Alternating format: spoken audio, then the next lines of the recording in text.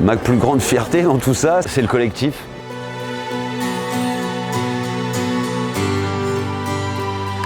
On ne fait jamais le malin quand on prend le départ d'une route du Rhum. 2, 1, départ!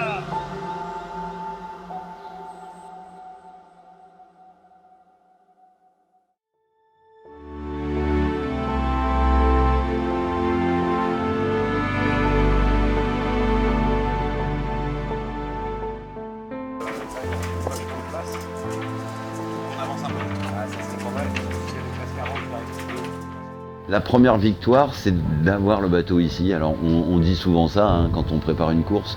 J'ai été 3 fois dans le bassin en tant que concurrent, j'ai eu la chance de la gagner 2 fois. Je suis dans ce bassin tous les 4 ans et je vois l'évolution de la course au large, l'évolution du monde. Et avec We Explore, on vient proposer une évolution.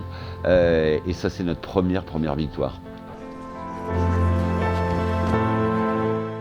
On va les saluer, ces skippers. Par ordre d'apparition à l'image. Le baptême, ça implique un parrain, une marraine, un enfant en général, de l'eau, bref, tout ce qu'on a ici. Attention, merci beaucoup d'être venu. C'est un aboutissement, parce que ce projet n'était pas gagné au départ, c'est quand même le plus grand bateau avec de la fibre de lin, donc c'était un défi technique et pour nous c'est déjà un aboutissement. Donc alors on peut le voir comme ça, on peut aussi dire que c'est un départ, c'est bien sûr le départ de la course, mais c'est aussi le départ de l'aventure We Explore. C'est l'occasion pour les équipes de venir et de voir le résultat de ce qu'ils font au quotidien qui est sur l'eau. Comme on a été un peu plus loin que la technique habituelle, on a innové, c'est une vraie satisfaction d'être là aujourd'hui.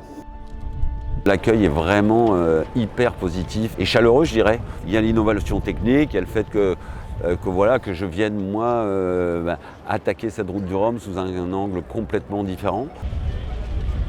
Pour être présent dans ce bassin avec ce bateau, avec une coque en lin, franchement, c'est quelque chose qui nous galvanise. On est vraiment content de voir la concrétisation de ce beau challenge. C'est une preuve de concept à 100% parce qu'on est sur un essai à l'échelle 1 d'une mode de construction alternatif, innovant, différent, qui n'a pas été réalisé par le passé. Faire une pièce de grande taille sous réserve qu'on se donne tous les moyens humains et techniques et industriels pour y arriver, ça fonctionne. En tout cas, c'est la preuve qui a été faite sur l'année passée. La plus grande réussite, c'est la symbiose entre tous ces gens qui ne se connaissaient pas. Donc le monde de la mer, nous on est du monde de la terre, les équipes d'outre-mer, les sponsors et tout ça, on a tous senti que tout le monde était dans le même bateau et c'est ma plus grande fierté.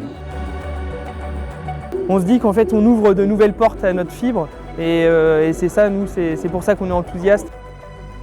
C'est un marin dans l'âme, son palmarès n'est plus à démontrer. Je souhaite à Bilou de continuer de porter, de symboliser que quand on veut, on peut, et Dieu sait si il a cette qualité de porter des projets impossibles et de les amener au bout ou sur l'eau.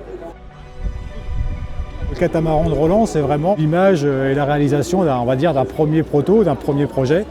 Mais on espère que ce soit un démonstrateur, mais le début d'une histoire pour la navigation. Et il y a vraiment une place intéressante pour nos fibres. Il y a beaucoup d'émotions.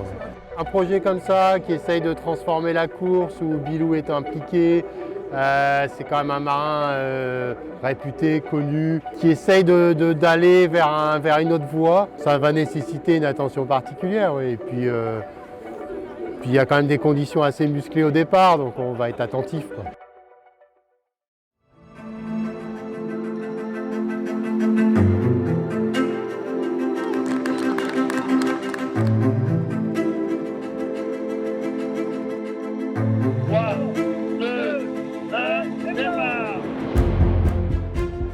Beaucoup de monde sur la ligne, c'est parti mon kiki.